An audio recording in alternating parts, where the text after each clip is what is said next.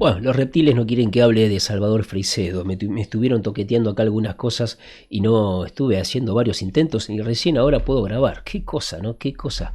Pero bueno, quiero recordarles y también agradecerles, ¿no? Que gracias por los comentarios, gracias por los me gusta, por compartir también.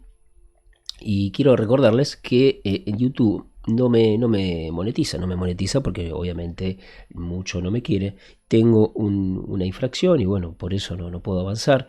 Obviamente que hay que intentar de aceptar, ¿no?, las normas de YouTube, y acá uno siendo libre y teniendo un pensamiento libre como lo tenía Don Salvador, que fue censurado de muchos lugares. Bueno, la única manera que usted puede colaborar conmigo es a través de las donaciones que usted me pueda llegar a hacer a través de Mercado Pago. Abajo en la descripción de cada video lo puede hacer. Mercado Pago y PayPal. Es la única manera de colaborar conmigo, porque sabe que hoy en día nosotros hacemos este trabajo y ¿quién nos paga? Lo hacemos por amor al arte, por amor al despertar de conciencia. Y eso tiene un valor. ¿Tiene un valor eso? A la gente es como que no, eso no vale, pero vale muchísimo. Vale muchísimo. Bueno, acá hoy quiero homenajear a Salvador Freisedo, que para mí fue muy importante. Tengo algunos de sus libros, he escuchado muchas de sus conferencias. Y bueno, lo estoy haciendo desde mi humilde canal, pasar un poquito y hablar un poquito de lo que él nos dejó. Yo creo que él estará muy contento de que yo haga esto, como lo están haciendo otros canales también. Pero somos pocos. ¿Qué nos dejó? ¿Qué nos dijo antes de que muera Don Salvador? Sabemos que él fue jesuita, que lo echaron de la Iglesia Católica por justamente hablar de cosas que no les gustaba, del fenómeno ovni, ¿no?, de que nosotros somos una granja humana, que estamos siendo cosechados, nuestra energía está siendo cosechada por entidades, ¿no?, por los famosos arcontes, y que vivimos en una granja humana.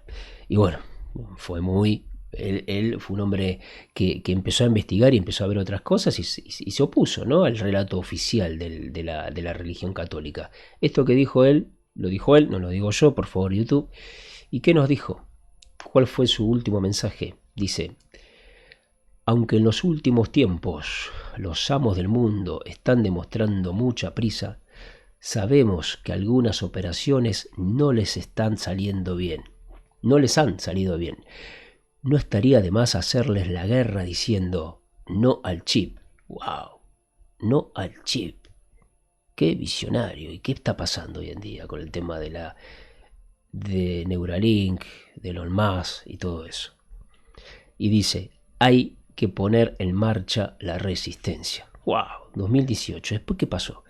¿Qué pasó en el 2020? ¿Y qué estamos haciendo todos nosotros? Por eso es que justamente no quieren que nos empoderemos y que tengamos un pensamiento más elevado, más consciente, ¿verdad? Que no consumamos porquería y que empecemos a resistir, ¿no? Que no se obedezcan ciertas normas, ciertas leyes. Bien, ese fue uno de los mensajes que nos dejó. Vamos a otro. A ver, ¿de dónde está? Acá. También acá ya estaba viejito. Esto fue uno de los últimos mensajes que nos dio.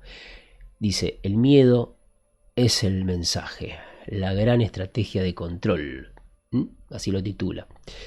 Y dice, por favor, esto lo dijo... Por favor, YouTube, esto lo dijo Salvador Freisedo, no lo digo yo, por favor, está publicado en muchos lugares, ¿sí? Y dice, el sistema nos quiere amedrantados, sumisos y obedientes. Centrémonos en todo lo positivo que tengamos.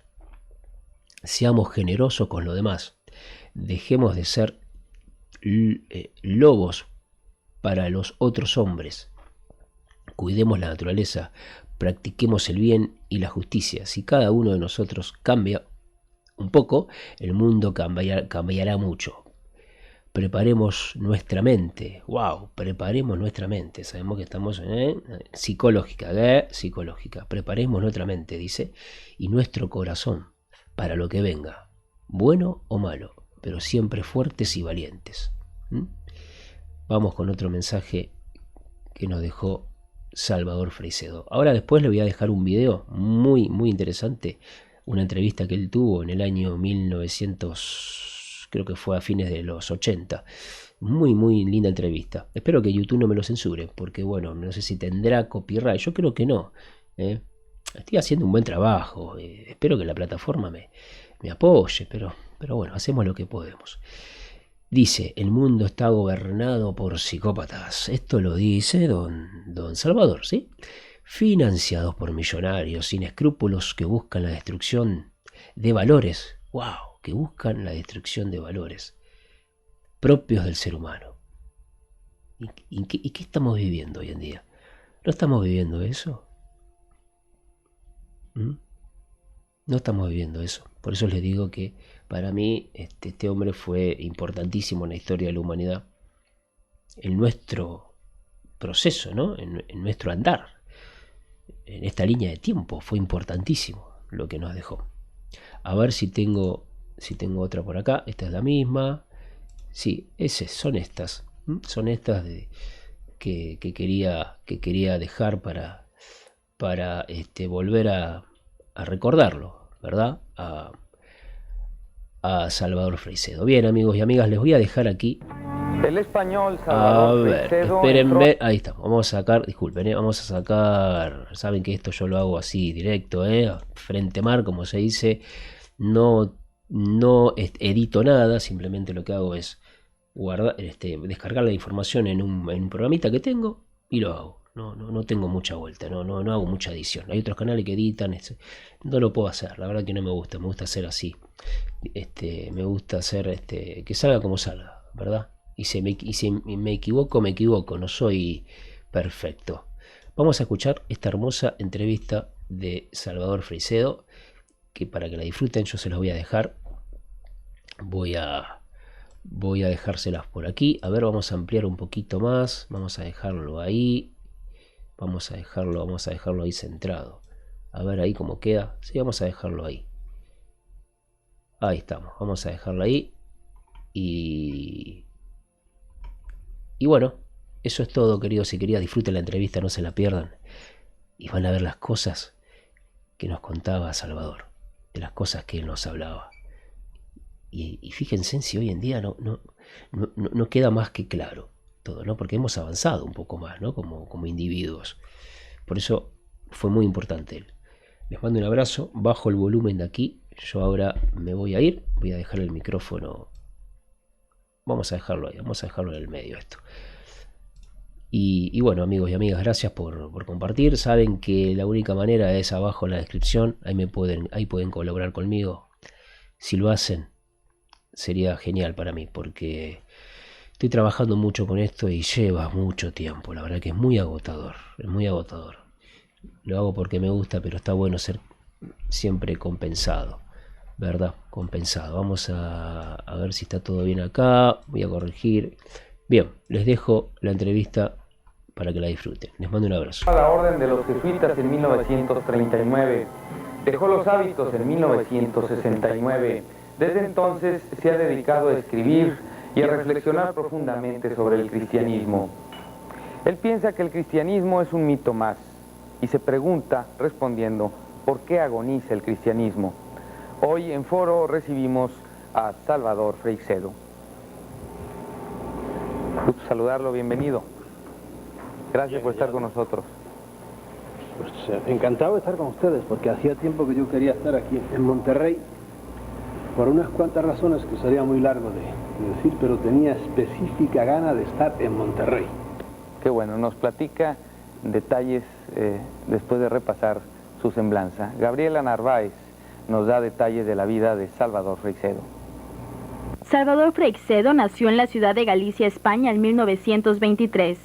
Comenzó a residir en el continente americano desde 1947 y se ordenó como sacerdote en 1953 en Santander.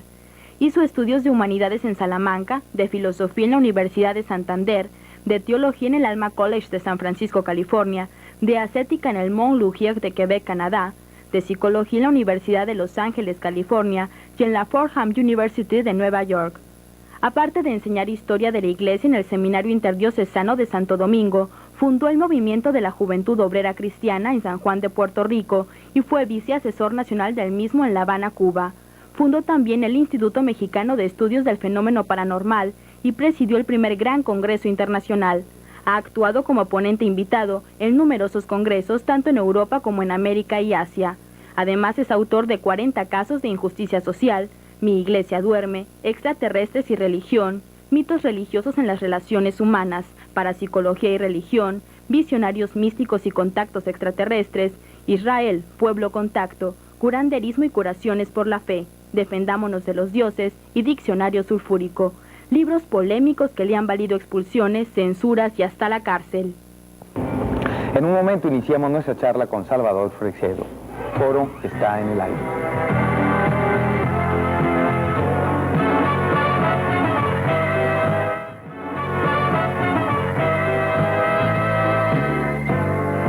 Salvador, entonces usted estuvo 30 años en la Orden de los Jesuitas. En 1969 deja los hábitos. ¿Cómo estuvo eso? No es que dejara los hábitos, fue el general, el que llaman el Papa Negro, Pedro Arrupe, que era amigo mío. Habíamos estado hablando en Roma. Pues se formó tal polémica con el libro mío que se llama Mi iglesia duerme, un libro escrito desde dentro de la iglesia y con amor a la iglesia. Se formó tal polémica que el cardenal de San Juan le escribía y decía, este hombre que no se calla, y por otro lado los obispos me seguían presionando a mí. Total, que el general de los jesuitas me dijo, mira, vamos a respetar nosotros tu libertad a que tú digas lo que quieras, porque Arrupe era muy buena gente. Y por otro lado, no nos metas en problemas a nosotros, vamos a dividir nuestros caminos y tú quedas libre. Y eso así fue, yo redacté el documento en que me separaba de los jesuitas. Y me quedé libre ya.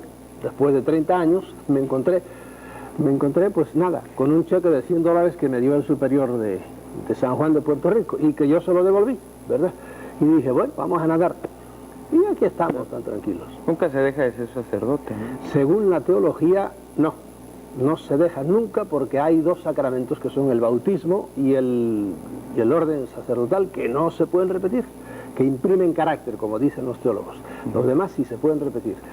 De modo que, según dicen ahora los que están horrorizados, pues yo seré sacerdote hasta en el infierno. Pero como no hay infierno, pues no hay problema, se queda uno tan tranquilo. ¿Cómo que no hay infierno? No, hombre, eso es una de las cosas terribles que tiene el cristianismo en cuanto a enjuiciar el más allá. Es de las peores religiones que hay, porque eso, el infierno del cristianismo es terrible, es aterrador. Y yo aprovecho aquí la ocasión para quitarle el miedo a la gente. Esos infiernos de más allá y fuegos y por ahí son calumnias que no han levantado a Dios los teólogos. ¿Entiendes? Un Dios que nos dicen que es Padre no puede tener semejante tortura. Eso es un absurdo en el cual yo creí mucho tiempo, porque yo fui un fanatiquito durante muchos años, nací en eso y tardé 40 años en sacudirme eso y en rebelarme contra semejantes absurdeces. De modo que yo en este caso estoy defendiendo la bondad de Dios. Dios no tiene infiernos. Bueno, podremos estar de acuerdo en que no hay infierno tal y como se le concibe a la gente en las llamas y torturada de esa manera tan concreta, ¿no? Así... Sí, con fuego y un demonio metiéndote pinchazos. Pero el infierno existe de otra manera, es la ausencia de Dios, como el cielo es la gloria de Dios, disfrutar de la gloria de Dios. Y el Dios purificante es el purgatorio, ¿no? Bueno, el purgatorio es, como dicen, algunos países dicen el purgatorio, ¿verdad? Porque en lugar de pulgas. Nada, son todo cosas que la mente humana ha ido haciendo, porque tú te sales del cristianismo y te vas a otras religiones y siempre la gente ante el más allá, la pobre mente humana empieza a fabular, a inventar, ¿verdad? Y de las invenciones que hemos tenido aquí es el purgatorio, que es una doctrina que muchos cristianos no aceptan. Por ejemplo, los protestantes no aceptan semejante cosa. Ahora, que hay infiernos, ¿cómo no va a haber? Este planeta es un infierno, como nos lo han impuesto todos los grandes políticos y los grandes militares y los grandes locos que dirigen este mundo. Este planeta es un infierno, dejando aparte del infierno en que viven muchos, la mayor parte de los seres humanos. En el más allá, yo estoy seguro que hay gente que merece algún tipo de infierno, no un infierno como el del que hablábamos, sino que los hagan reencarnar, que ahora está de moda la reencarnación. hazlo reencarnar en Etiopía para que te mueras de hambre, tú que mataste de hambre a otros, etcétera, etcétera. ¿Qué hay en el más allá? No lo sé, ¿verdad? ¿Y usted cree en la reencarnación? ¿En ese tipo de reencarnación? Yo ni entro ni salgo, no la acepto también como un mito más. Algunos ya reencarnación para ellos es un dogma más. Yo no quiero salir de Guatemala para caer en Guatepeor. Yo sí digo que hay gente que merecen reencarnar. ¿Por qué? Por imbéciles. Porque han sido unos perfectos abusadores y desgraciados y sinvergüenzas en este mundo. Hazlo reencarnar en un barrio donde todo el mundo tenga que trabajar, levantarse a las 5 de la mañana, o en una nación donde, o en una raza donde te den leña para que veas, si es que traes memoria de lo que fuiste antes, para que veas lo que es la vida. Pero no sé si hay reencarnación o no hay. No me opongo a ella tampoco. Salvador, platíquenos del momento ese trascendental, angustioso, o esos años que se viven cuando empiezan las dudas y pretende uno dejar el sacerdocio como usted lo hizo. Bueno, sí, fue terrible. Yo adelgacé no sé cuántos kilos, más que nada porque los periodistas no te dejaban ni a sol ni a sombra. La salida mía fue en Puerto Rico a propósito de mi libro, que ya no era mi primer libro, que se llamaba A mí me echó Batista de Cuba, por otro libro. No Fidel Castro, sino Batista, por un libro que se llamaba 40 casos de injusticia social, y lo subtitulé Examen de conciencia para cristianos distraídos. Y por ese libro Batista, que era muy listo, le dijo a mis superiores, miren, este mejor que se vaya, y me invitó a salir, y me fui entonces. De ahí me mandaron a Puerto Rico, y allí al cabo de unos años escribí. Yo tenía un puesto importante en todas las diócesis, trabajaba con los obreros, con la juventud obrera, y escribí Mi iglesia duerme, un libro de meditación para monjas piadosas. Vaya, hoy día no pienso así ya, he ido evolucionando. ¿No piensa que haya monjas piadosas?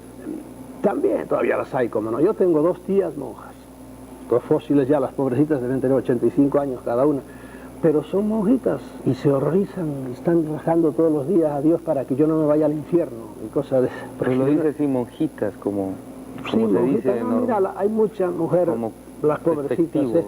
No es despectivo, yo no las pobrecitas han seguido un impulso que es sincero, ¿verdad? Y han entregado su vida a Dios, no saben, en el más allá les van a premiar de alguna manera, pero no saben que muchas de estas entregas pues son entregas inútiles.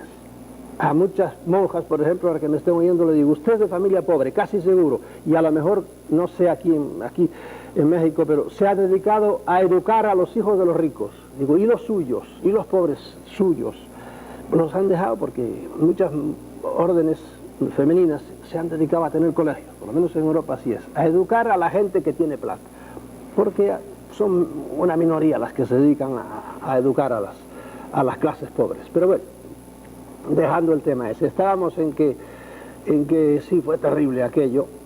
Y a mí no es que me viniera una rebelión repentina, no, poco a poco yo veía que una cosa se decía, otra cosa se hacía, que el cristianismo que yo, burgués, porque yo nací en una familia burguesa, mi abuelo era un hombre rico, y cuando me metieron a trabajar con los pobres, ¿verdad? Pues empecé a ver que había el cristianismo de esta gente tenía que ser diferente, etcétera. Empecé a revolverme, y una cosa era la teoría y otra cosa era lo que el cardenal de San Juan de Puerto Rico practicaba, que entonces no era cardenal, era solo arzobispo, al cual yo había conocido de párroco, de modo que sabía su vida y milagros, y alguna vez me quiso acogotar, y yo le dije, mire, monseñor, a mí me trata usted con respeto, y no dejo que me trate como trató al padre fulano de tal, al cual mató a disgustos.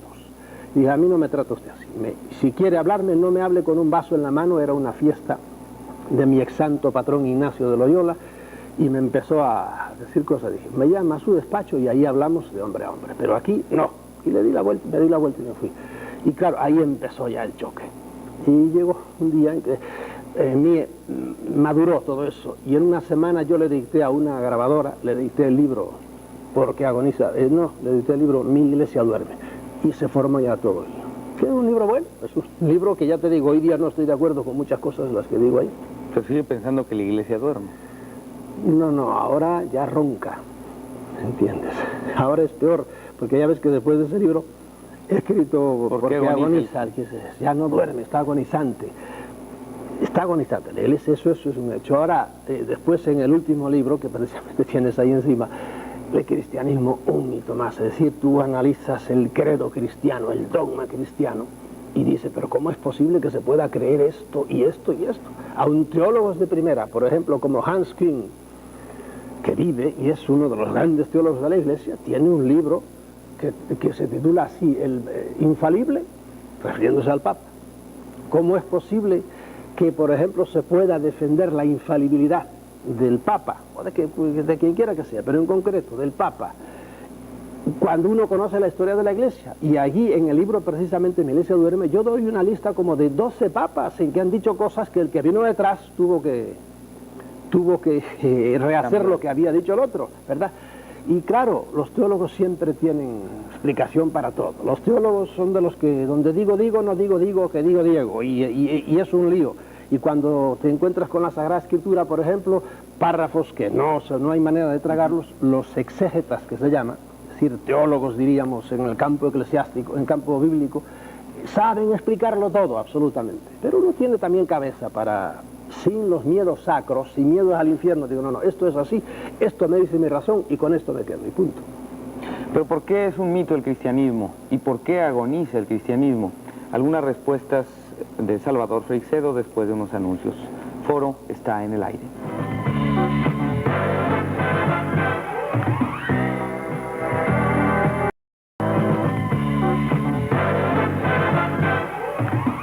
Le veo dos anillos en las manos, uno en cada mano, y uno es una argolla matrimonial. Sí, una argolla matrimonial, me casé hace 4 años.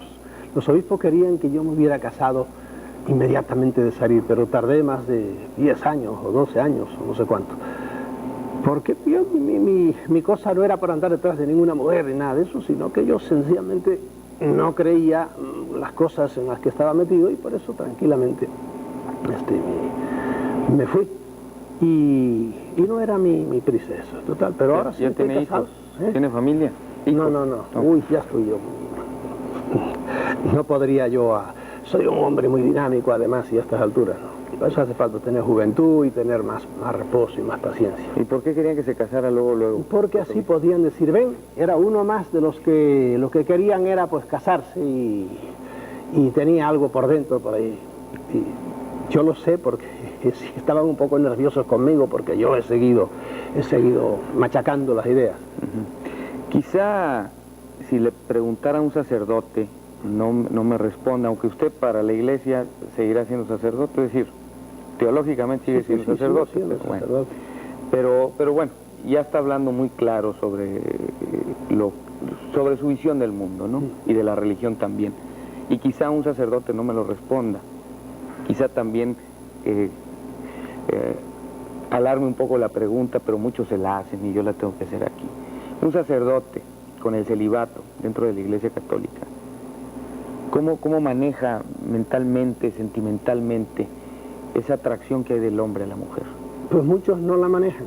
Mira, la Iglesia, el que conoce un poco, el problema es que la mayor parte de la gente no lee, no conoce, creen que nacieron ahora y que todo el mundo nació ahora. Si conocieran un poco de historia de la Iglesia, verían que este fenómeno de la lucha que hay por el celibato es eterno.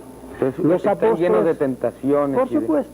Los apóstoles todos eran casados, menos uno. Todos eran casados y todos tenían descendencia. Todos conocían lo que es el otro sexo. Bien, primera cosa. A lo largo de la Iglesia ha habido concilio tras concilio remachando el celibato, que se fue apretando, no creas, al principio no era así. Se fue apretando la cosa y ¿eso qué te dice? Pues que no, que la cosa nunca ha estado claro. Mira, hay sitios como en Hungría, en ciertas regiones de Hungría, siempre el sacerdote, aún después de haber profesado la castidad y todo eso, ellos tienen su mujer. Y lo sabe todo el mundo y lo acepta. Gran parte del mundo cristiano, tan cristianos como nosotros, el mundo oriental de los griegos y rusos, ortodoxos, cristianos, amadores de Cristo y de la Virgen María, pues esa gente, a los sacerdotes le dicen, si se quiere casar, cásese ahora, antes de ordenarse, ¿verdad? ¿Por qué? Porque después ya no se va a casar. Y entonces lo hacen todos así, bien, escogen, se casan y luego se ordenan. Escogen a los obispos entre los que no están casados. Es una tradición ya que viene desde el tiempo de los apóstoles, de modo que ha habido parte del cristianismo que siempre ha aceptado el matrimonio del sacerdote. Aquí en el cristianismo occidental, los católicos, no. El Papa desgraciadamente, porque este es un papa que camina para adelante mirando para atrás, es decir, muy conservador en sus ideas, aunque viaje mucho, etcétera, acaba de dar una encíclica sobre la castidad y remachando, porque, como te digo, es muy conservador, remachando la cosa. Eso es fatal para la Santa Madre Iglesia hoy día, dado como es ya el mundo de la televisión, se le meten las mujeres en casa al sacerdote por muy tranquilo que es una de dos, o cierra el televisor, o si no, yo no sé cómo pueden vivir. ¿Hay gente que vive la castidad? Sí, señor, hay gente que vive la castidad. Yo, mientras estaba en la compañía de Jesús, te puedo decir que si alguno cometió alguna cosa, inmediatamente lo ponían fuera. ¿Usted fue casto mientras estuvo de Sí, yo puedo decirte que yo viví castamente los años, porque además no tenía ocasión, yo trabajaba intensamente en lo mío. Me empecé a darme cuenta después, cuando estaba dentro todavía, ya dejé de ser estudiante. No te olvides que yo, desde que entré en el noviciado hasta que me dijeron el visto bueno, pasaron 16 años encerrado, trabajando, formándome, 16 años en una carrera un poco larga. Cuando empecé a salir y a tener trato ya con jóvenes de uno y otros, empecé a darme cuenta de cómo eran las cosas. Pero bueno, estaba uno más o menos preparado. Pero con tentaciones. Natural, si uno es natural y está sexuado, ¿verdad? Pues las tentaciones son... Hay gente que se mete en la boca del león, ¿verdad? Y entonces es natural. Eso le pasa mucho a los pobres sacerdotes que viven solitarios, sin una gran preparación, en pueblos y donde las mujeres se les meten debajo casi. Entonces es natural, bueno, y por eso pasa lo que pasa. 40.000 casos en que hay, vaya, medio trampa. Y para eso hay que ser tolerantes, porque el sexo es una cosa más. En el cristianismo se ha divinizado el sexo.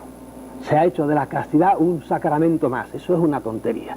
La Santa Madre Iglesia lo que debería hacer ahora, ¿verdad? Y yo me río de mí mismo al decir esto, porque yo sé que los grandes mogules de Vaticanos no entran por ahí. Dios los bendiga, que hagan lo que quieran.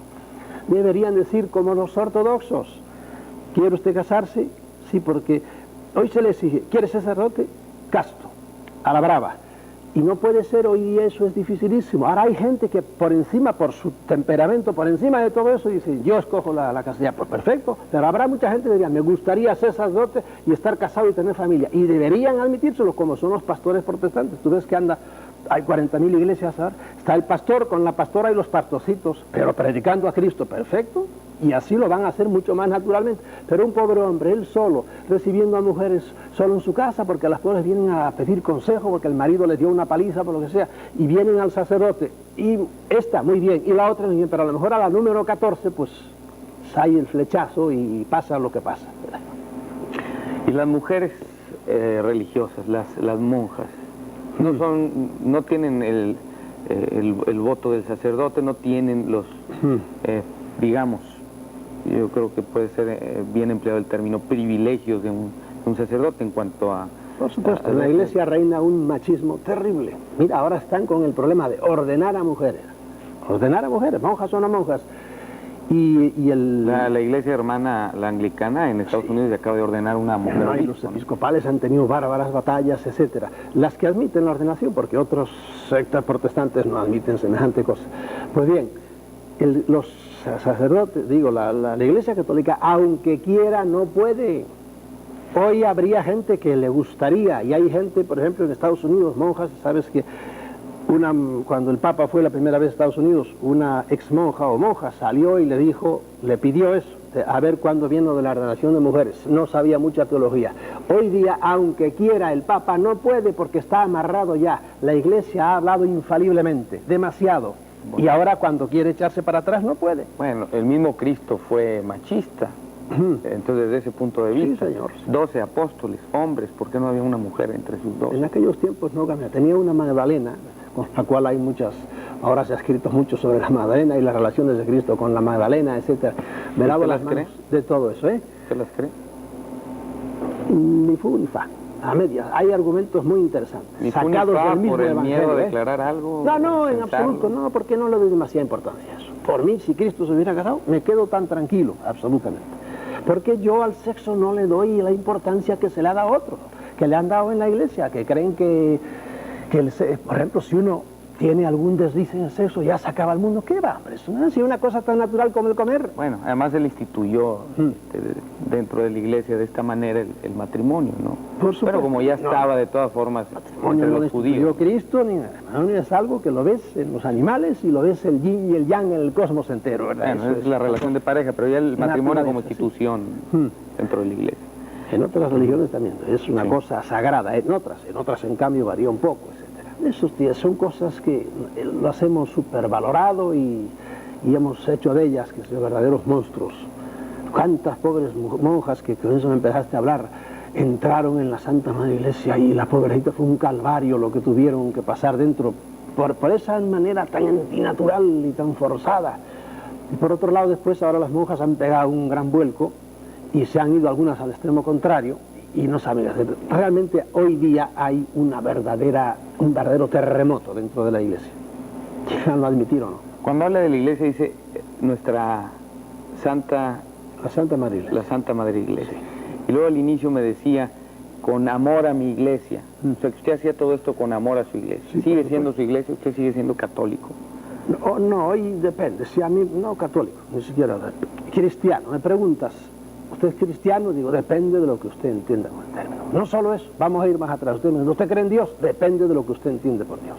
El Dios cristiano, Dios de la Biblia, Dios que nos han predicado, ese Dios, yo a ese Dios le digo con todo respeto, bórrame de la lista de tus hijos.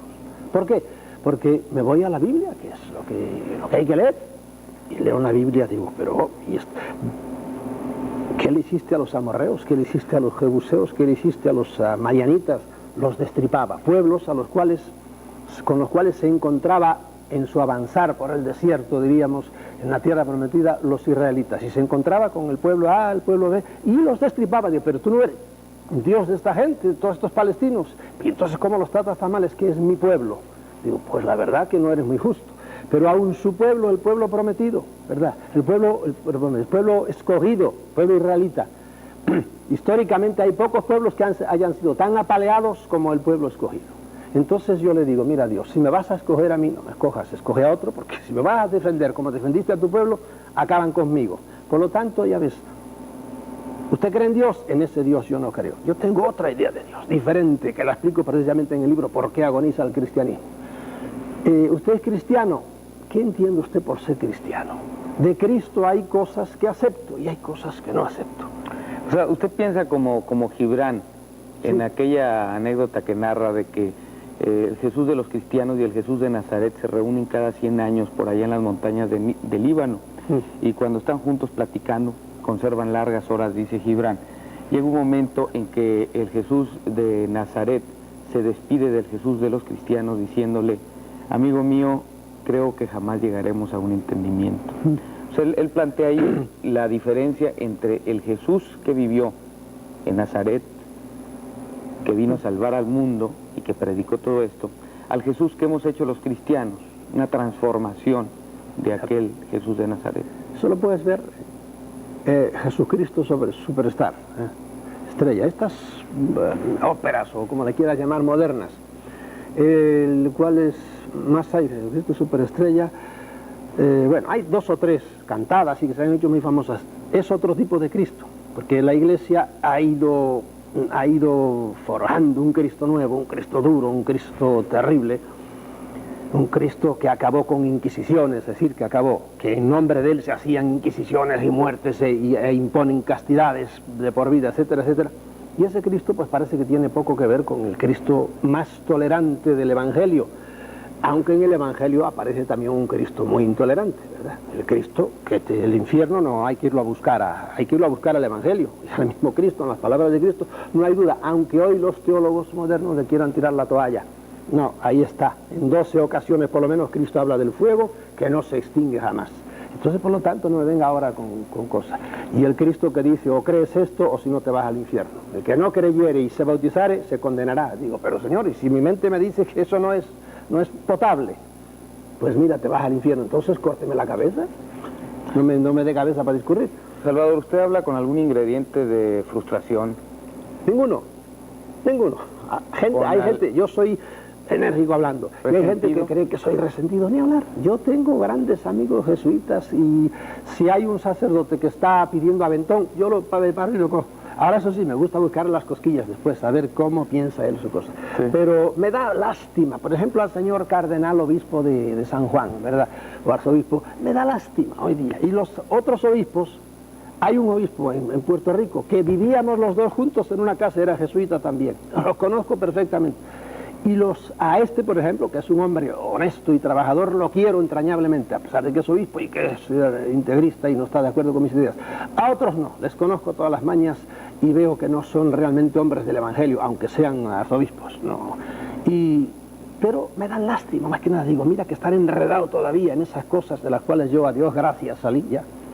Pero yo tengo una paz de espíritu tremenda, porque le perdió el miedo a tantas cosas, el más allá absurdas que me predicaban. Se va a decir, se pudo haber dicho también entonces, al fin jesuita.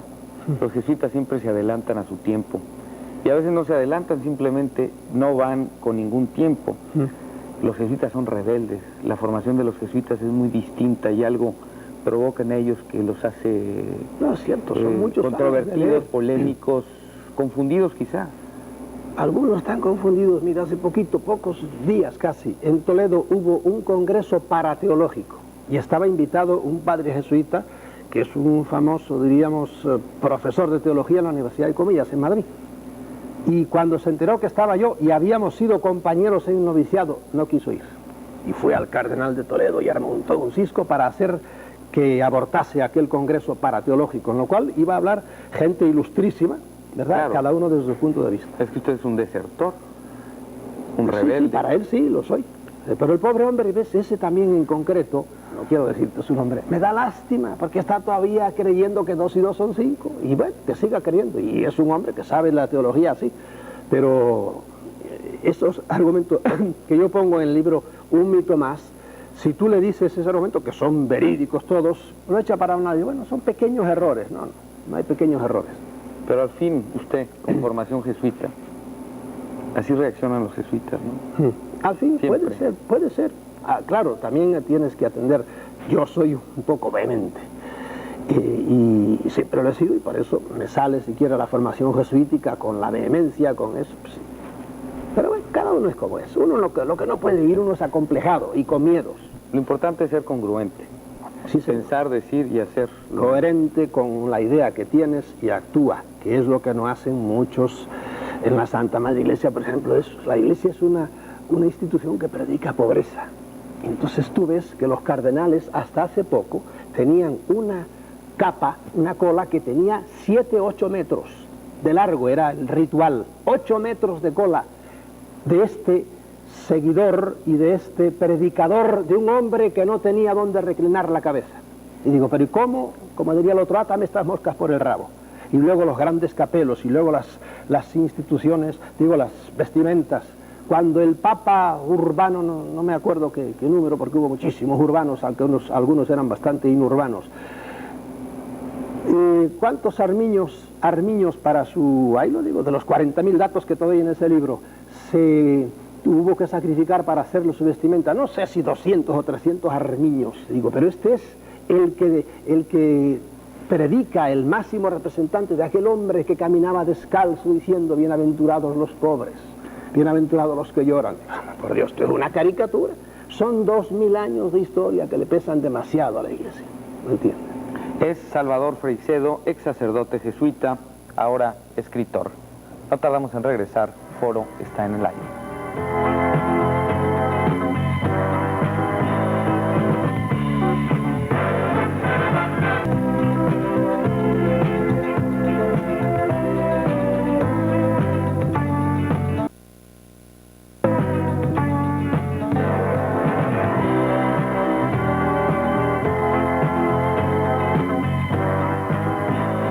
Al final de cuentas, ¿por qué agoniza el cristianismo, Salvador?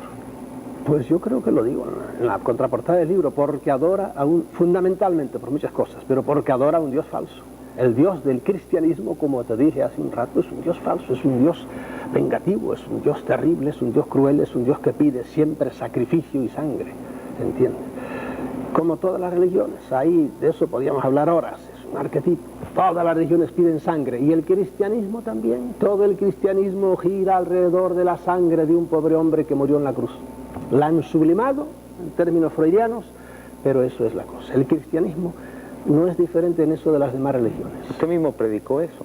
Sí, señor. Un Dios Yo sanguinario. fui un fanático durante 40 años. No me he hecho muchas culpas, únicamente me quedo pasmado. Pues nací en una familia así, ya te digo, hay no sé cuántos sacerdotes y monjas en mi familia, hermanos de mi padre y de mi madre. Pero me quedo pasmado como yo tardé tantos años en sacudir la cabeza, en caer en la cuenta de que había cosas que no casaban desde el principio. Bueno, desde el principio, avanzando ya en mi formación, empecé a sentir ciertas cosas duras, pero está la fuerza, primero del miedo sacro, al más allá, como lo predica el cristianismo, y segundo, la fuerza de la tradición.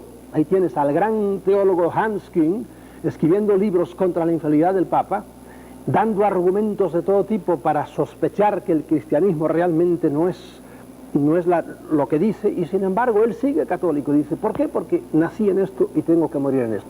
Y yo ahí le dedico un capítulo diciendo a Hans Küng, no me convencen tus argumentos, la verdad, porque si tienes razón, aunque hayas nacido en eso, pues salte de eso, porque eso de seguir el lema de que hay que creer en algo, hay que creer en algo que sea creíble, porque si estás creyendo una paparruchada, pues suelta eso, porque es una tontería. ¿Usted a qué edad entró al seminario? A los 16 años. A los 16 años. Antes así se estilaba, incluso desde más chicos, ¿no? Sí, algunos a los entran 13 a los años. 10 años, empiezan Bueno. así. No, yo acabé mi bachillerato y estaba a punto de entrar en la universidad, pero como mi hermano, que también fue jesuita y se murió ya, me Él estaba... sí terminó, es decir, fue sacerdote siempre. Sí, No se sí, ese rebeló. terminó, no, tuvo su rebeldía también, antes de morirse. Pero murió así casi muy rápidamente, con un cáncer, y acabó con él enseguida, pero ya estaba muy rebelde, indudablemente. Pero yo casi por inercia, porque la hermana de mi madre monja, la otra de mi madre monja, mi hermana carnal, monja 30 años, también está hoy día fuera. El hermano de mi padre sacerdote, mi padre casi cura, porque casi estudió de seminarista hasta que casi se ordenó y entonces se fue. Y que mi madre era más monja que mis dos tías, etcétera. Un primo mío carnal es jesuita actualmente. Y en una sociedad así, pues naturalmente entras como un cordero y lo haces de buena voluntad. Y eso fue lo que me pasó a mí. Bueno, de todas formas ahora ya se les pide no terminar la primaria como antes y entrar al seminario, o no la secundaria, sino ya la preparatoria. Entran más grandes, con un poco más de madurez.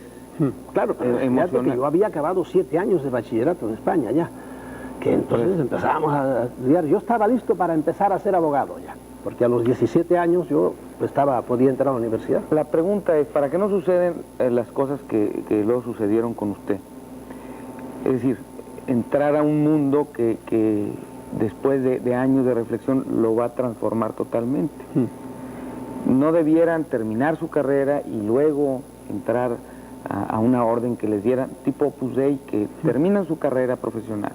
Y luego son 6 años, no 16 como con los jesuitas, sí. o 12 años, como 16, otras órdenes. 16 años, Sí. sí, estuve yo. Bueno, 6 años de preparación, pero antes ya con una carrera profesional, y donde haya un poco más de madurez, que estén más vividos, porque no, que hayan tenido incluso su Hoy novia. día se hace más así, ¿verdad? Pero eso es problema de ellos, como yo estoy ahora en otra cosa, ¿verdad? Que hagan como quieran. Mira, Usted ya en mi no le tiempo apura, entonces. éramos yo, eso no me apura en absoluto. Entonces, Hay ¿para qué cosas escribe estas cosas si no le apuran? para despertar a mucha gente que los pobrecitos están metidos dentro todavía sufriendo por eso, por lo que les esperan en más allá, o entregando su vida a una causa perdida, como hay tantas buenas monjas o tantos católicos que sinceramente, siendo muy buenas personas, están todavía dedicando todos sus esfuerzos a...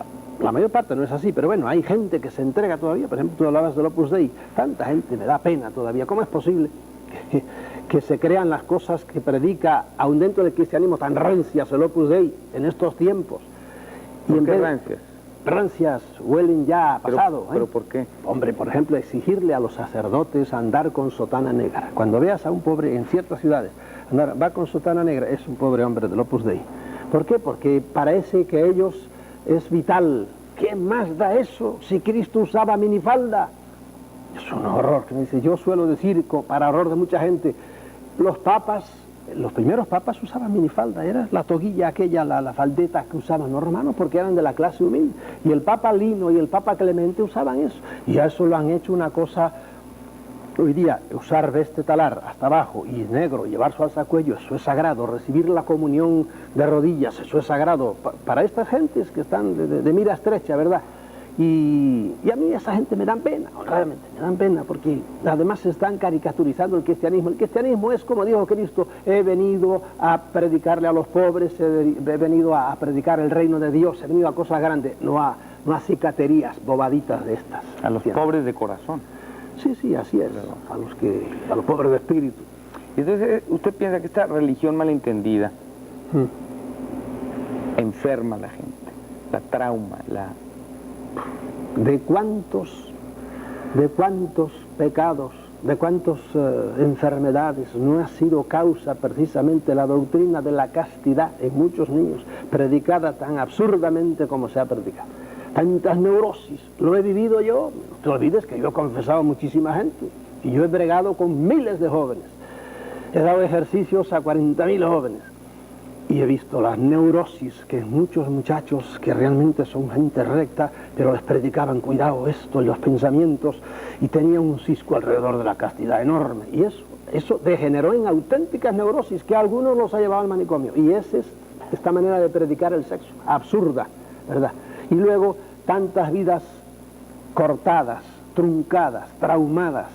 Por eso hay que entregar todo a Dios y se meten en un convento. Y mucha pobre gente sufriendo toda la vida allá. Lo que pasa es que hay que conocer historia de la iglesia, ¿entiendes? Hay que conocer las historias de los Abelardos y las Eloísas y todos los amores secretos que ha habido y todas esas cosas, dentro del convento y fuera del convento. ¿Qué conceptos equivocados ve usted en la educación sexual dentro de la iglesia? Pero al sexo hay que quitarle morbo, ¿me entiendes? Tiene mucho morbo. Hoy día hemos caído en lo contrario. Hay que descararnos un poco más. Tampoco el sexo es lo que es. Si tú ves a un hombre como los hay, por ejemplo, que se atiborran de cerveza, y venga con cerveza, acaban con unas barrigas, y digo, este es un pobre desgraciado, que hace de la cerveza, que es una cosa preciosa cuando te tomas tu cervecita suave y fresquita, ¿verdad? Hace de esto como un dios, y entonces ahí lo tienes hecho un pobre alcohólico, un pobre estúpido. Bueno, lo mismo que digo de la cerveza, digo de un licorcito, bien, perfecto.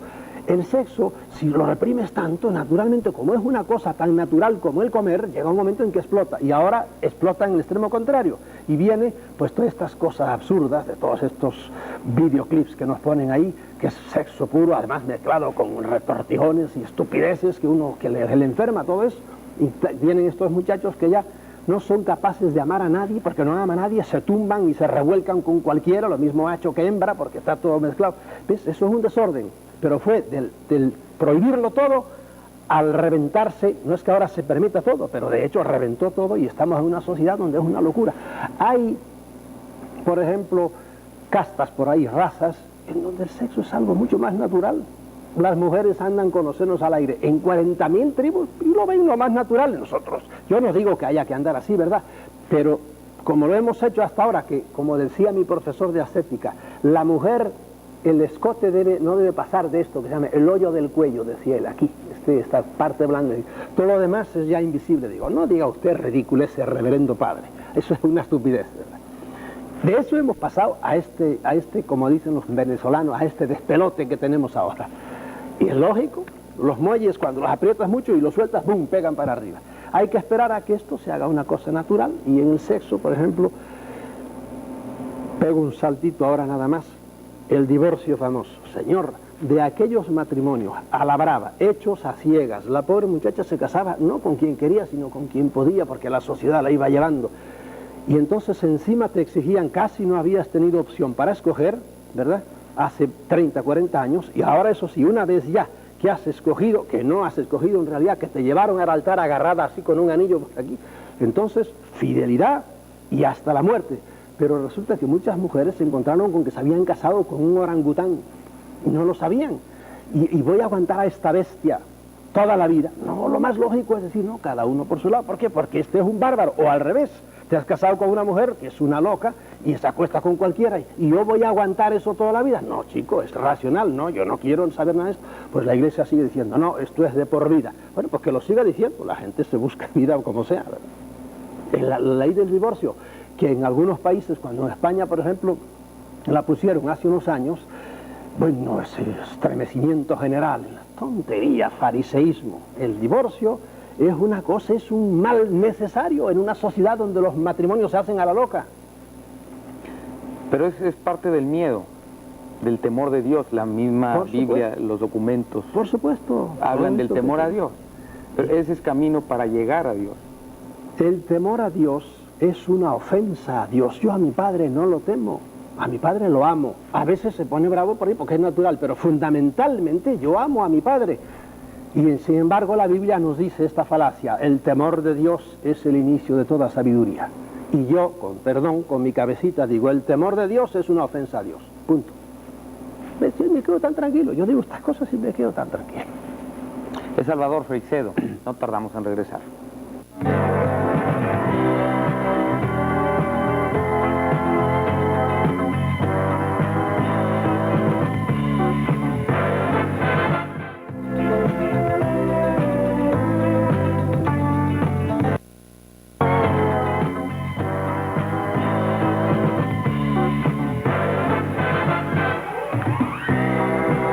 Usted no está excomulgado.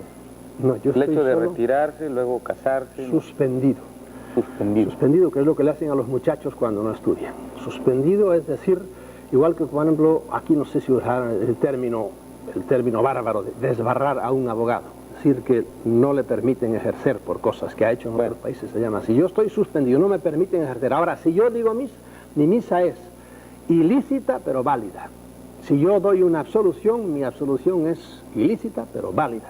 Si yo consagro el cuerpo de Cristo, según la teología, yo me lavo las manos. Eso, pero yo sigo siendo sacerdote.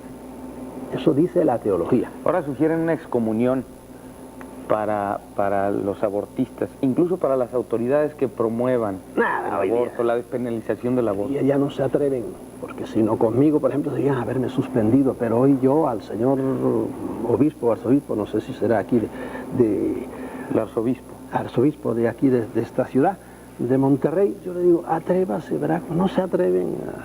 ¿Por qué? Porque se dan cuenta de que eso es darle a uno todavía más caché, más fama y más publicidad, y por eso se quedan. Antes sí, a los pobres curas los amedrentaban con eso. No solo eso, sino que el Papa publicaba un entredicho, que es algo por el estilo, o una excomunión contra un rey, y el rey pues hacía, te puedo poner ejemplos en la historia, vamos, allá en Canosa, el emperador Enrique fue arrodillado a hablarle al Papa, al terrible, bueno, no me acuerdo. ¿Pero quién? ¿Enrique VIII? ¿Quién? No. El emperador allá en Alemania. Y fue a pedirle perdón. Fue a Roma a pedirle. No, allá en las montañas estaban entonces encima de la nieve, ¿verdad? Que le quitara la comunión, etcétera, etcétera. Y amenazaban con eso. Hoy día eso perdió ya su significado y no. A mí si me excomulga el señor obispo, quien sea, o el Papa, yo lo excomulgo a él. Quedamos empatados los dos. Y me quedo tan tranquilo. O sea que le dieron más caché a Marcel Lefebvre. Por supuesto, el pobre Lefebvre, es que este Papa piensa mucho como Lefebvre, ¿entiendes? Son primos hermanos. Lo que le molesta al Papa es eso, que no vaya a Roma y no haga, y no se le someta, eso es lo que le molesta. Pero en el fondo, pues piensan bastante. Lo que pasa es que el pobre Lefebvre ya se le pasa, le está patinando el coco, como dicen por ahí por el Caribe, y ya quiere volver, porque estos son ridículos. Yo he discutido con algún lefebrista atrás al Concilio Vaticano II. Quieren volver a la liturgia de San Pío V, y yo he dicho a algunos de ellos, ¿por qué? No, Pío V. ¿Por qué no vuelven a la de Pío I, que está más atrás todavía? Porque esa fue la liturgia que ellos tuvieron cuando eran niños, y quieren la misa en latín. Y quieren tonterías, eso no importa nada, si la esencia del cristianismo es el amor, y es el perdón, y es el inclinarse al pobre, y es lo que Cristo, la parte buena del Evangelio de Cristo vino a traernos a todos, que es la fraternidad de todos, nada más, lo demás tonterías. Lo demás son tonterías, recibir la comunión de pie, decir la misa en latín, hablarle al público de frente o estar de espalda, todo eso son tonterías. Capisallos largos, capisallos cortos. ¿Ir a misa los domingos? Por supuesto, eso. Y mandar a uno al infierno porque no fue a misa el domingo, pero un infierno eterno con fuego, ¿a quién se le ocurre semejante mentecate? Yo fui a misa el domingo, bueno, ¿y qué? Pero yo amo a mi prójimo, eso es lo importante. Hay mucha gente que yo los veo que andan ensobacando su evangelio, ¿verdad? Yendo por aquí, siempre son hombres del libro, ¿verdad? Pero Dios te libre de echártelos de socios en un negocio porque te pelan al moñito, como dicen los cubanos. Porque con su evangelio debajo del brazo no son hombres de fiar. En cambio hay gente que casi no conoce el evangelio, pero son honestos. Yo conozco a mucha gente que no son cristianos y son honrados, y con ellos puedes ir al fin del mundo. Ese es un cristiano. Salvador, ¿usted de qué vive? ¿No ha pensado en formar su secta religiosa? No, ni hablar. Voy a salir ahora de una cosa para meterme en esto. Alguna vez me han dicho que usted va a hacer alguna... Vete al cuerno. Yo no quiero saber de eso. Yo quiero que los hombres usen su cabeza. El hombre es hombre porque es racional. El pecado de mucha gente culta, se llama culta, de mucha gente de dinero, de mucha gente preparada, es que no usan su cabeza y lo único que hacen es atracarse precisamente de esa cajita que tienen ustedes ahí, por la que me están viendo. La televisión, y se atracan de televisión y de deportes y de show, y en cambio no se sientan a pensar realmente qué es la vida. No se rebelan, por ejemplo, contra situaciones en que vivimos hoy día, presión, políticas, económicas, religiosas, no piensan, ¿verdad? Hay que pensar, eso es lo que yo predico, pensar. El hombre tiene que usar su cabeza, y si no la usa, esos son de los que van a reencarnar, como te dije antes, otra vez al planeta. ¿Por qué? Porque no ha pensado usted, no ha evolucionado, venimos a evolucionar, no ha evolucionado, por lo tanto, vuelva para atrás y evolucione. ¿Y de qué vive? Yo vivo de milagro, ¿me entiendes? ¿Del milagro de Dios? Sí, Dios está en todas partes. ¿Ya qué vivo ahora? Pues mira, tuve suerte que tuve una madre y un padre que me dejaron algo de dinero, poquita cosa, y mal administrado, porque yo soy horrendo para las finanzas. Menos mal que tuve la hermana mía que fue monja, a tiempo lo poquito que me quedaba, lo agarró ella y me lo administró mientras yo andaba moviendo, ella me movía. Los libros dan muy poco dinero, pero poquísimo. A mí he tenido mucha suerte porque no te olvides que yo llevo más de una docena de libros y se venden mis libros. Lo que pasa es que la mayor parte tengo que hacer una excepción ahora con la editorial Posada, que ciertamente se está portando bien conmigo, pero yo he tenido grandes editores que me han hecho unos atracos horribles. Me han robado todo lo que han querido, porque yo siempre, el dinero para mí ha sido secundario. A mí basta con vivir al día y estar tranquilo y se acabó. Capital, no tengo capital ninguno, pero vivo al día. Soy millonario en amigos, porque yo te digo que puedo ir a 20 ciudades y tengo siempre casas de amigos que me invitan y que están contentos con que yo esté y me pase con ellos una semana o así. De eso hablo. Y hablando también, a veces hay mucha gente que hoy día empiezan a pagar bastante bien cuando uno habla, pero hasta ahora he hablado miles de veces, pero como lo oyes miles de veces, y jamás cobro un centavo. Salvador, hace un momento le preguntaba de la excomunión a los promotores del aborto. ¿Usted qué piensa del aborto? Ya con esta visión distinta. Es un tema duro de pelar, el aborto. Mira, al cerrarse en banda, infantilmente, como hacen hoy día la predicación oficial de la iglesia, aborto no, pero señor, oiga usted primero a las circunstancias del aborto.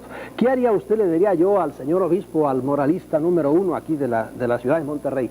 ¿Qué haría usted con una muchacha a la cual la han llevado a la fuerza, la han violado, un sinvergüenza, y ahí la tiene usted ahora, pues que dé a luz? No, esa muchacha, el cuerpo de ella es suyo, y no tiene por qué darle cabida y darle, sobre todo, ser la madre de un fruto que tiene dentro, que se lo han metido a la fuerza, por lo tanto tiene todo el derecho de ir para afuera. Y empiezan ellos a defender, olvidándose de la pobre madre, empiezan a defender al niño. Y señor, ese niño es un embrión que tiene, no sé, un cuarto de pulgada, no, tiene milímetros, ¿verdad?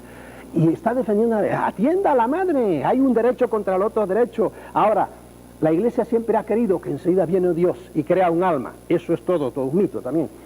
Y lo hace para este hombre, y hay una persona total, no hay tal niego. Es más, hoy día, si se mete uno a oír lo que dicen los conocedores de esto, sin estar prejuiciados, que están todos los grandes biólogos y todos los grandes especialistas en ginecología y por ahí, te dicen, uy, eso está muy lejos de ser como nos dice la iglesia, que ya hay una persona entera, etcétera, etcétera. De modo que en un caso como ese, ya les digo a la iglesia, mire, no pueden cerrarse sin más ni más. En un caso como ese, yo por cierto le digo a la niña, aborta.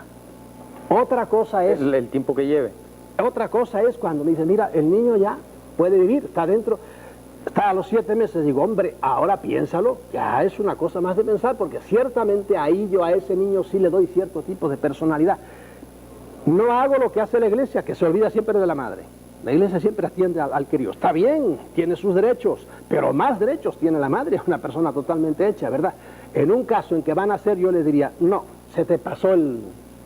Es algo así, y perdóname si me voy del tema, como el que está usando una propiedad que no es suya. La ley, me imagino que la ley de aquí en todas partes, hay un término que dice, prescribió este derecho, porque hace 20 años que estoy metido en esta finca, nadie me ha dicho nada, y ahora viene usted, no, mira, la ley me dice que a los 12 años esto ya es mío. ¿Por qué? Porque está así la ley. Usted ha tardado 7, 8 meses en ponerse de acuerdo consigo misma, y ahora va a hacer abortar. No, ya cogió derechos, ese niño está ahí.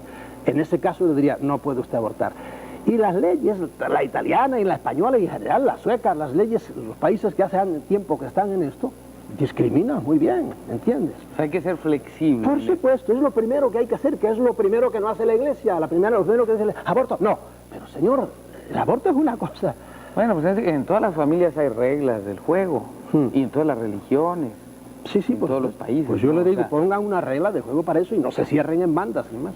Pero una regla así tan flexible, tan transigente. Si la ley, ¿verdad?, no es algo así como la vida, hay una cosa que se llama epikeia, que viene ya de los griegos. Hay que saber interpretar la ley, y la ley no es una cosa así. Para eso hay figuras de tribunales constitucionales. ¿Para qué? Pues para que hay un tribunal que la Constitución dice esto, sí, pero este lo interpreta así y este lo interpreta así, y hay que ir a un tribunal tercero. Y en general todas las leyes admiten su interpretación. En este caso es lo mismo. Primero, que no hay ley. Hay la ley de no matarás, ¿verdad? ¿Y la iglesia no ha matado? Vamos, la iglesia ha matado, tiene cadáveres en sus entrañas por miles, porque ha hecho guerra para defender. Hay guerras justas, decían los teólogos antiguos. Ah, sí, ¿y dónde está el precepto? No matarás. Ahí se lo interpretan. Bueno, pues aquí estamos en lo mismo. El aborto, no matarás. ¿Usted se basa en eso? Bueno, pues vamos a interpretarlo como hizo usted para sus guerras. Porque hasta hace poquito, mira, Pío IX fue el que lo hizo. Defendió a cañonazo limpio el Vaticano y todos los territorios. Y vino Garibaldi y vino la moderna Italia y tuvieron que tumbarle a cañonazo limpio las murallas del Vaticano, porque lo defendían. Y no matarás, seguía estando ahí, no matarás, pero el que se ponía delante de una bala de un cañón del Vaticano acababa. No tardamos en regresar para concluir nuestra charla con Salvador Freixedo, escritor, ex sacerdote jesuita. Foro está en el aire.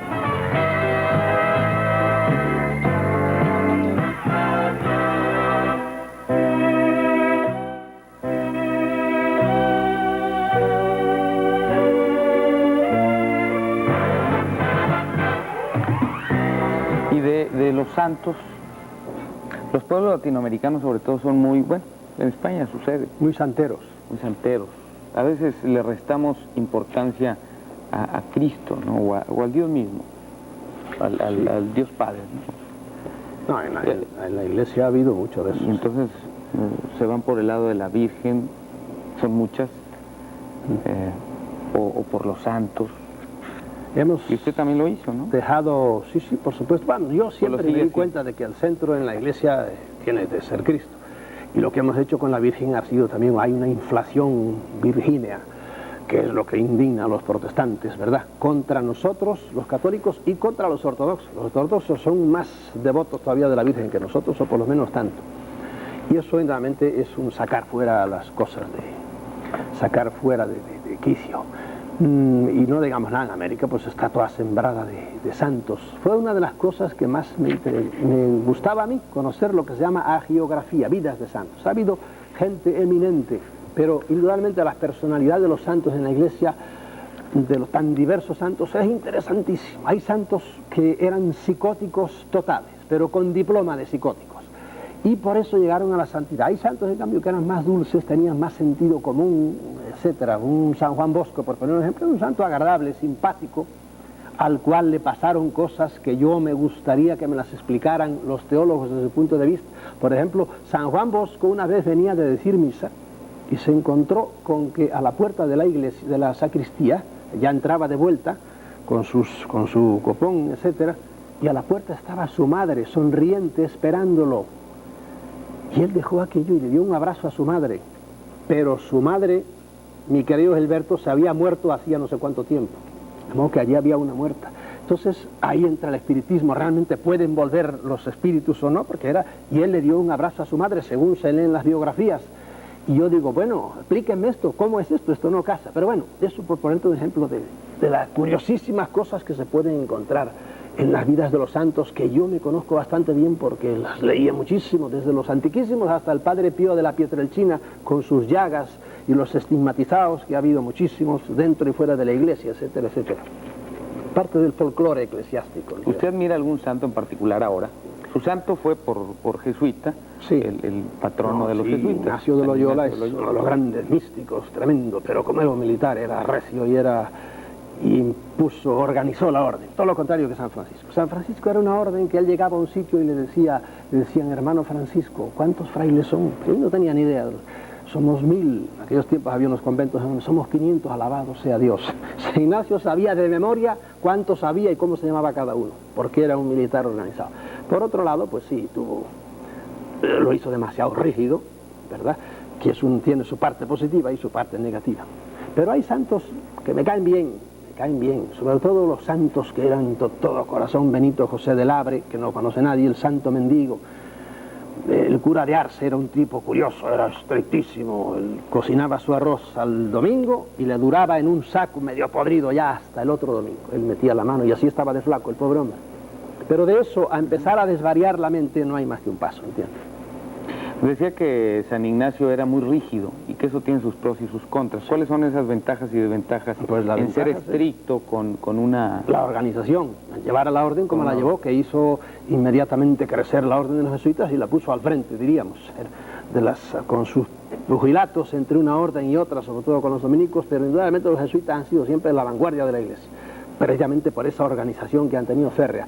Pero por otro lado, esa organización es algo demasiado, sobre todo para el que está dentro, porque él dice una frase típica del tienes que hacerte como el bastón de un hombre viejo, que el hombre viejo lo usa y le sirve para todo, y tiene otra comparación, algo así como si fuera un pañuelo que te estruje. No, y el hombre tiene que tener su personalidad, hay que respetarle un poco, pero no somos robots, no somos un término muy eclesiástico.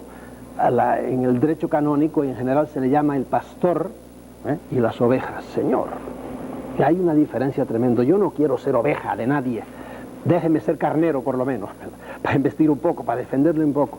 Y la iglesia ha tratado siempre pues, a sus fieles como ovejas, le llama a los simples fieles, con más de simples que de fieles. No, yo tampoco admito eso. Los protestantes son los que más repasan la Biblia, las escrituras. El católico casi no la conoce. O sea, salvo un grupo, bueno, son los más, iba a decir fanáticos, pero no va a ser que ofenda el término, los más dedicados, los más metidos en la religión. Pero el resto de los católicos casi ni conoce la Biblia. El protestante da citas y todo, ¿no? Y usted hace un momento me quedé pensando, cuando hablábamos del temor de Dios, contradecía lo que dicen las escrituras. Bueno, son las escrituras palabra de Dios o invento de los hombres. Bueno, hay un capítulo entero en ese libro que es la Biblia, palabra de Dios o inventos de los hombres. Y cuando te metes a leer la Biblia, a conocer la Biblia, pues te encuentras con que racionalmente hay 40.000 cosas que no se pueden admitir en la Biblia, pero 40.000 cosas. Es un libro muy largo la Biblia. Además que la gente está dentro del cristianismo, tú acabas de decir, unos ni saben lo que es la Biblia, es un pecado de los católicos, y los protestantes se han hecho comedores de Biblia, se han hecho adoradores de la Biblia, y aquí lo dice, y sobre todo los fundamentalistas, que es al pie de la letra. Si vas a coger al pie de la letra la Biblia, te encontrarás con terribles disparates, como a propósito de la creación del mundo y a propósito de 40.000 cosas, ¿verdad? Desde el punto de vista de la sociología, de la medicina, etcétera, hay muchos horrores que la gente desconoce. Por ejemplo, hay una frase en el Eclesiástico que es: muélele los lomos a tu hijo, es decir, dale buenas palizas antes de que se te haga ya como un potro indomable. Digo, oiga, eso lo oye cualquier pedagogo, por ahí dice, qué barbaridad. Bueno, pues es palabra de Dios también, tontería. Le achacan a Dios cosas que gente pensaba, les hablaban. La Biblia, hay más de 100 autores ahí, ¿verdad? Además, ¿cómo ha llegado la Biblia a nosotros? Porque traducciones de traducciones de traducciones, en fin, ese es un tema larguísimo. ¿Hay cosas positivas en la Biblia? Por supuesto que las hay, pero la gente no se da cuenta de que cada religión tiene su Biblia. Y tú no le hables, ya ves lo que está pasando estos días con el escritor ese que habló contra el Corán. No le hables a un maometano mal del Corán, ¿verdad? ¿Por qué? Porque le hacen como a este, lo sentencian a muerte. El Corán está lleno de disparates, que me perdone el Ayatollah Khomeini. Y vas a los Vedas, y vas al Sendavesta, y vas al Dhammapada, y son las Biblias. Pues usted está hablando mal de la Iglesia Católica. ¿Quién? ¿Yo? Bueno, pero menos mal que en la Santa Madre Iglesia ya no llegamos a las aberraciones del Ayatollah, que me condenen a muerte. Los señores obispos son una gente muy amable, etcétera, y le mando un saludo desde aquí al señor obispo. De todas formas es bueno que alguien pertenezca a una religión. Las religiones, o así como usted, a la larga, le han hecho más daño a la humanidad, no a una persona privada. A la humanidad le han hecho mucho más daño a las religiones. Usted está con Marx, es el opio del pueblo. Mando al cuerno a Marx entera. Yo, no me hagas entrar en el tema de la sociología, que me encanta. Pero el marxismo practicado, hemos visto que está fracasando tremendamente. Y empezó a fracasar rápidamente. Que hay puntos verdaderos de más, claro que la dice verdades de puño, pero a la larga no ha aterrizado bien. Y lo vemos en las sociedades que ha creado y en los muertos que ha causado. ¿Usted vivió en Cuba? Sí, señor. ¿Y ahí cómo tratan a la gente? Estuvimos en Cuba haciendo un reportaje. Los jóvenes, para ellos, el Dios, hablo de los que ya nacieron después de la revolución, el Dios es Fidel Castro, o sea, ¿cuál otro? Porque claro, llegó Fidel, yo ya no viví el tiempo de Fidel porque a mí, como te dije antes, me echó Batista de Cuba, ¿verdad? Volví después unos tiempos y te advierto que Fidel en una ocasión tuvo un libro mío, el primer libro que yo escribí, lo tuvo no sé cuánto, en esos discursos maratónicos que echaba durante un buen rato diciendo, mire lo que dice este cura, y empezaba Fidel a decir cosas, verdades que yo dije y que de cierta manera fueron una premonición para los que iba a venir después, porque en la Cuba de los 1000 millonarios en aquel tiempo, ¿verdad? Había gente que ganaba $22 mensuales. Los cubanos de Miami esto no lo admiten, pero era así, ¿verdad? Porque yo trataba con ellos y los conocía. Y en esos grandes desniveles es donde se puede calentar la cosa. Salvador, sí, ¿iba a decir algo? No, dígalo. No, si a mí me dejas hablar, yo estoy todo el día. Okay. Él iba a repasar una parte ya para finalizar de su libro, ¿Por qué agoniza el cristianismo? Donde dice que la religión, considerada como la búsqueda de las raíces humanas y de su destino final, nunca podrá dejar de existir entre los seres racionales. Lo que en la actualidad muere y ha muerto muchas veces a lo largo de los siglos es la manera que los hombres tienen de buscar sus raíces y de conocer o de intentar comunicarse con el más allá. ¿Es cierto eso? El hombre está siempre dándole vueltas. Mira, cada ataúd que se hunde en la tierra, de una persona a la que tú amas, eso tiene más raíz de filosofía, te hace pensar más, te hace meditar más que 40.000 cosas que te digan los libros los filósofos. ¿Por qué? Porque entonces empiezan a preguntarse, ¿pero por qué tiene que morirse esta persona que yo amo? ¿A qué vine yo aquí? ¿A qué estamos aquí? ¿Por qué tenemos que sufrir? ¿Por qué tenemos que morir? ¿Por qué nace la gente? ¿Quién hace nacer? Eso es la filosofía. Y el hombre está siempre dándole vueltas a eso. Y en ese darle vueltas a esas ideas, lo que hace el hombre es inventar dioses. Porque el hombre es como un flash en medio de la noche. Naces y cuando empiezas a darte cuenta de que tú eres tú, te entierran, ¿verdad? Yo, que tengo ahora la suerte, ¿verdad?, de tener la mente todavía despierta, me tumbo muchas veces a pensar, digo, a mí se me va acercando el fin ya, y lo veo venir con una tranquilidad tremenda, mucho más que antes, pero indudablemente eso me hace pensar a mí.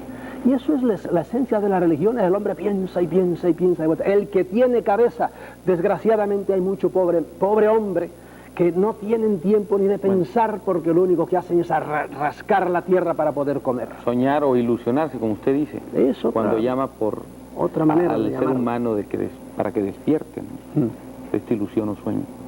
Y hablando del más allá, me traje el libro porque también hubo mucha controversia con la charla que tuvimos con JJ Benítez, compatriota suyo, con el caballo de Troya. Y amigo mío, si yo con Juanjo me encuentro en 40.000, me he encontrado en 40.000 congresos y por ahí. ¿Y piensan igual?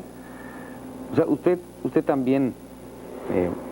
sí. He leído algo últimamente de lo que ha escrito sobre el mundo extraterrestre, la granja que es esta tierra. Nosotros, lo que yo he escrito. Sí, y entonces, si por eso me lo traje, porque ahí andan...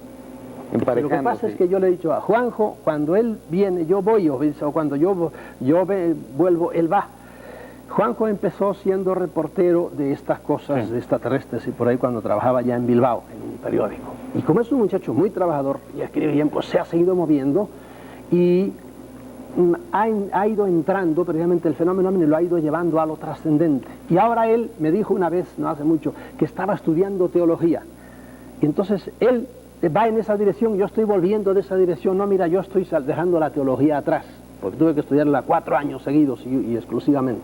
Y se cruzan nuestros caminos, ¿verdad? Y por eso, a veces, no es que choquemos, ¿verdad? Yo digo de Juan José Benítez, en concreto de ese libro, El caballo de Troya. Juanjo es un gran escritor, es un hombre muy trabajador. Y por eso le gusta mucho a la gente. Lo que es malo de él es que presenta como verdaderas, como hechos, cosas que son novela, que son ficción. Todo El caballo de Troya es una cosa en la cual él mezcla datos verdaderos con fabulación de él para armar eso, que es una novela, ¿verdad? Y al principio en el libro así se decía novela, y luego en las ediciones posteriores ya se lo quitaron. Y hay mucha gente que no sabe ya si va o viene, si eso es verdad, si eso es mentira. Y es una cosa interesante como puede ser una novela, pero en eso nos diferenciamos. Yo en general no trato ficción nunca. El libro mío último, Ellos, los dueños invisibles del mundo, es un libro de hechos, hechos, hechos. Y yo después empiezo a deducir, pero basado en hechos. Y él, en cambio, fabula, muy bien fabulado, pero es una cosa de divertimento, vamos a llamarle así. Y esa es la gran diferencia que tenemos él y yo. Ahora él tiene libros sobre ovnis, por ejemplo, que son documentados y son de hechos, no ficción. Pero entonces hay algo que ver con los extraterrestres, según usted. En mi manera por ejemplo, de él pensar, habla también de Dios, sí, sí, ¿verdad? sí. De Cristo. Sí, sí, es que mira, el que se mete a estudiar el fenómeno ovni a fondo te lleva directamente a la religión. Yo hace años que estoy diciendo, todas las religiones del mundo son debidas a que los que dirigen el mundo desde las sombras, lo que en la iglesia, para que el señor obispo no se me escandalice, o los curas o los católicos crean que ya empiezo a hablar de locuras, no, de su iglesia, de su Biblia. El texto de Efesios, nuestra lucha, dice San Pablo, no es contra la carne y contra la sangre, es contra las potestades, es contra los ángeles, contra los espíritus, contra las dominaciones que viven en las alturas, ¿verdad? San Pablo creía en eso, y en la iglesia... Son seres divinos, son seres divinos. Divinos, entre comillas, son seres suprahumanos, no divinos, son más que los hombres, como los hombres somos más que los animales. Entonces, hay Cristo escalas no era cósmicas. Cristo no era divino. Si quieres era entramos en el tema. Para mí, el ser hijo de Dios, a la iglesia le costó mucho trabajo llegar a definir que Cristo era hijo de Dios. Al principio en la iglesia no se creía que Cristo fuera Dios como el Padre. Los cristianos no saben eso porque no saben historia, pero tienen que leer los concilios primeros de la iglesia y tienen que leer quién fue Arrio, que fue un señor que era obispo y que no creía que Cristo fuera hijo de Dios, ¿me entiendes? Y hubo un tiempo en que la mayor parte de los cristianos no creían que Cristo fuera Dios. Igual que la Trinidad, tardó 5 siglos en hacerse la doctrina de la Trinidad. Hasta entonces, los grandes teólogos no creían que el Padre, el Hijo y el Espíritu Santo fueran la misma cosa, del mismo nivel, vamos a decir. Bueno, dicen que la visión de los hombres cambia mucho a la hora de morir. Por supuesto, y a medida, si evolucionan, a medida que avanzan en la vida, un niño no cree igual de la vida de su padre cuando tiene 10 años que cuando tiene 40 años. ¿Usted piensa ver a Dios? Pienso ver a Dios. No, Dios no es visible, por decirlo así. Dios no es un tipo, no es un señor. Es el gran pecado de la teología. Han traqueteado la idea de Dios como si Dios fuera una cosa y aún después de la muerte? Después de la muerte yo sé que me despertaré, no sé casi nada del más allá, casi nada. Pero sí sé que cuando me acueste para morir estaré a punto de nacer. A otro nivel, a otra existencia, a otra cosa, ¿verdad? Pero ver a Dios directamente como si fuera un tipo que está allí, no, eso son ideas mentecatas, ridículas e infantiles que nos ha presentado la religión católica de Dios. Muchas gracias a Salvador Freixedo por estar con nosotros y comentarnos estas cosas, su verdad. Sí, señor. Bueno, seguramente mucha gente no estará de acuerdo con lo que... Y estoy contentísimo si alguien dice, no, pues no está usando su cabeza, que eso sí, que no me manden a la hoguera ni nada de eso. Respetémonos, y a todos los que no piensen como yo, un abrazo para todos ellos. Autor de una docena de libros, entre ellos Cristianismo, un mito más, y este otro que es donde se hace la pregunta ¿por qué agoniza el cristianismo? Un libro fuerte. Salvador Freixedo, ahora escritor, pero antes sacerdote jesuita. Él, al preguntarse esto, ¿por qué agoniza el cristianismo?, responde en el mismo libro: porque nos hace adorar a un Dios falso, tan falso como el Dios que nos presentan las Sagradas Escrituras, monstruoso, caprichoso, vengativo y cruel. Salvador Freixedo, profundamente religioso, como lo demuestra su incesante caminar por el mundo en busca de la verdad, Salvador Freixedo revela en este impactante libro cuál es su idea de Dios y cuáles son sus creencias, como nos lo ha dicho hoy en el programa. Fue expulsado de la Orden de los Jesuitas luego de haber pertenecido a ella por espacio de 30 años, debido a que la publicación de su libro Mi Iglesia Duerme, que fue prohibido en la España del franquismo. Por eso lo expulsaron de la Orden de los Jesuitas en 1969. Gracias, muy amable. Gracias a ustedes.